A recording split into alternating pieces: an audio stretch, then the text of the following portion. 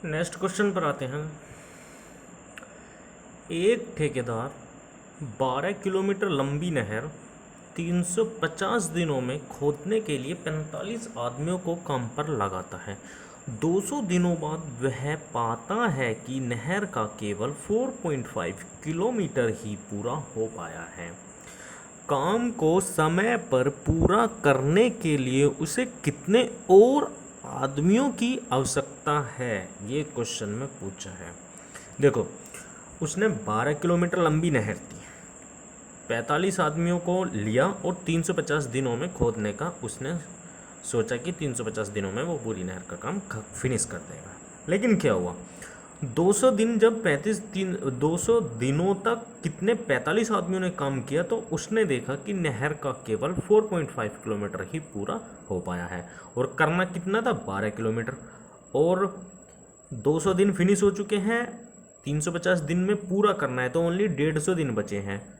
तो काम उसको पूरा फिनिश करना 350 दिन में ही था, लेकिन 200 दिनों बाद वह देखता है कि काम पूरा नहीं होगा, इसलिए वह अधिक आदमी लगाता है। तो क्वेश्चन में उन्हीं अधिक आदमियों की संख्या को पूछा है कि उसने कितने अधिक आदमी काम पर लगाए। देखो क्वेश्चन, 45 आदमी 350 दिनों में खोदने के लिए उन्होंने काम पर लगाता है, लेकिन 45 आदमियों ने 200 दिनों तक कार्य किया, यानी आदमियों की संख्या गुना दिनों की संख्या। 45 आदमियों ने 200 दिनों तक कार्य किया। अब जो कार्य होता है वो अपोन में जाता है, कितना कार्य हो पाया, 4.5 किलोमीटर इजगल टू 350 दिन था टोटल, 200 दिन फिनिश हो चुके हैं, तो कितने दिन बचे, 350 टोटल दिन था, 200 दिन खत्म हो चुके हैं, कितने दिन बचे, 150 दिन। ओके, 45 आदमी शुरू में लगाए थे, तो 45 जमा कितना किया, x गुना दिनों की संख्या कितना हुआ, 150, और दिनों की संख्या कितना हुआ, 150, 4.5 हो चुका है, टोटल कितना था, 12, और 4.5 हो चुका है, तो कितना बचा है, 11 में 7 के 4, 7.5 कार्य बचा हुआ है। तो सीधा अब कैलकुलेशन करते हैं, पॉइंट से पॉइंट खत्म, 15 थी 45, 15 पंजे 75, 50 दिया 150, 50 चौका 120, 3 से ये कट गया, कितने बार, 15 बार, 15 चौका 60, 3 की 45 में गुना करिए, कितना हो गया, 135 जमा 3x बटे 5 इधर मल्टीप्लाई में चला गया, कितना हो गया, 300 बराबर 135 प्लस 3x, 300 135 इधर चला जाएगा तो कितना बचेगा, 300 और 135 ये इधर चला जाएगा तो कितना बचा, 300 माइनस 135, 165 बराबर 3x, 3 से 165 काट दिया, x बराबर कितना आ गया, 55 व्यक्ति आंसर, यानी वो कितने व्यक्ति और एक्स्ट्रा लगाएगा, 55 व्यक्ति लगाएगा, तब वो काम समय पर पूर्ण हो पाएगा। दोस्तों अगला क्वेश्चन है, 10 महिलाएं एक कार्य को 7 दिनों में पूरा कर सकती है और 10 बच्चे 14 दिनों में यह कार्य पूरा कर सकते हैं, यानी कार्य वही है, महिलाएं 10 7 दिन में ख़त्म कर सकती हैं और बच्चे 10 14 दिनों में यह कार्य पूरा कर सकते हैं। तो क्वेश्चन में पूछा है, 5 महिलाएं और 10 बच्चों को यह कार्य पूरा करने में कितने दिन लगेंगे। देखिए, 10 महिलाएं को मैंने W से दर्शा दिया, एक कार्य को 7 दिनों में ख़त्म कर सकती हैं, वही कार्य 10 बच्चों को मैंने C से दर्शा दिया, उसी कार्य को 14 दिनों में, कार्य इक्वल है इसलिए मैंने बराबर रखा है, 10 से 10 ख़त्म, 7 से 2 बार, तो यानी 1 वुमेन 2 C, यानी 1 वुमेन की कार्य क्षमता 2 बच्चों की कार्य क्षमता के इक्वल है। ठीक है, क्वेश्चन में पूछा है 5 महिलाएं प्लस 10 बच्चे इस कार्य को पूरा करने में कितना दिन लेंगे। ठीक है, ये जो इक्वेशन है या तो इसे बच्चों में बना लीजिए सेम कंडीशन, या फिर वुमेन में बना लीजिए। अब इसको बच्चों में बनाने में आसानी होगी। 1 वुमेन 2 सी के इक्वल है। यहाँ पर कितनी है 5 वुमेन, तो 1 वुमेन 2 बच्चों के बराबर है, तो 5 कितनी बराबर हो जाएगी 10 के, तो 10 सी प्लस 10 सी बराबर कितना हो गया 20 सी। अब बच्चों की यहाँ पर इक्वेशन लेनी है, यहाँ पर बच्चे बन चुके हैं, बच्चों वाली इक्वेशन लेनी है। क्या 10 बच्चे किसी कार्य को 14 दिनों में करते हैं, 10 बच्चे किसी कार्य को 14 दिनों में करते हैं, तो 20 बच्चे उसी कार्य को डी दिनों में करेंगे, यानी डी की संख्या बतानी है। एक जीरो से एक जीरो खत्म, तो यहाँ पर 14, यहाँ पर 2 गुना डी, 2 से ये कितने बार 7 बार, तो डी बराबर कितना आ गया 7 दिन। यानी 5 वुमेन प्लस 10 बच्चे उस कार्य को 7 दिन में खत्म कर देंगे। देखो अगला क्वेश्चन क्या है। 30 व्यक्तियों का एक दल एक कार्य समाप्त करता है। 25 दिनों बाद 5 और व्यक्ति नियुक्त किए गए। ठीक है, और कार्य समय से 1 दिन पहले पूरा कर लिया गया है। यानी 30 व्यक्तियों का एक दल एक कार्य को समाप्त करता है, लेकिन जब 30 व्यक्तियों ने 25 दिनों तक कार्य किया तो 5 व्यक्तियों की संख्या और बढ़ा दी गई, और कार्य समय से 1 दिन पहले पूरा कर लिया गया। एक रुको, इसमें एक छूट चुका है। एक दल एक कार्य को एक दल 38 दिनों में, यहाँ पर ये मिसिंग हो गया, यानी क्वेश्चन शुरू से देखते हैं। 30 व्यक्तियों का एक दल 38 दिनों में कार्य समाप्त करता है। ठीक है, 25 दिनों बाद 5 और व्यक्ति नियुक्त किए गए और कार्य समय से 1 दिन पहले पूरा कर लिया गया। यानी पहले 30 व्यक्ति 38 दिनों में कर रहे थे, लेकिन 5 व्यक्तियों की संख्या बढ़ा दी गई, तो कार्य 1 दिन पहले अर्थात 38 - 1 37 दिनों में कार्य फिनिश हो चुका। क्वेश्चन में पूछा है यदि 5 अतिरिक्त व्यक्तियों की नियुक्ति नहीं होती तो कार्य पूरा करने में कितने दिनों की देरी होती। ठीक है, सीधा सॉल्यूशन पे आते हैं। 30 व्यक्ति 38 दिनों में करने को एक कार्य को समाप्त करता है, लेकिन 25 दिनों बाद 5 और व्यक्ति आ गए, यानी 25 व्यक्तियों ने नहीं 30 व्यक्तियों ने 25 दिनों तक कार्य किया।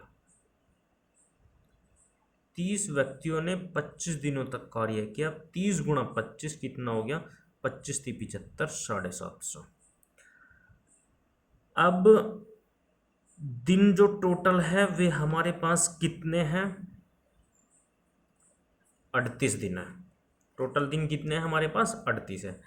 25 हमारे दिन खत्म हो चुके हैं, 25 दिनों तक कार्य पूरा हो चुके हैं। अब इसने कहा है 25 दिन बाद 5 और व्यक्ति आ गए।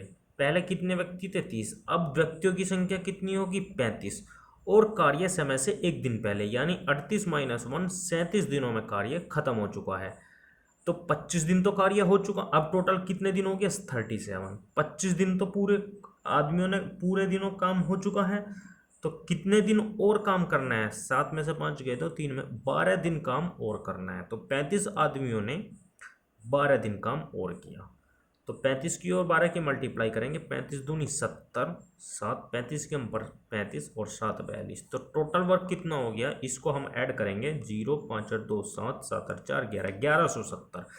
अब इसने कहा यदि कार्य में यदि कार्य में अतिरिक्त व्यक्ति की नियुक्ति नहीं होती तो पूरा करने में कितने दिनों की देरी होती। तो यानी 1170 को कितने आदमी करते हैं यदि अतिरिक्त व्यक्ति नहीं लगाते? 3।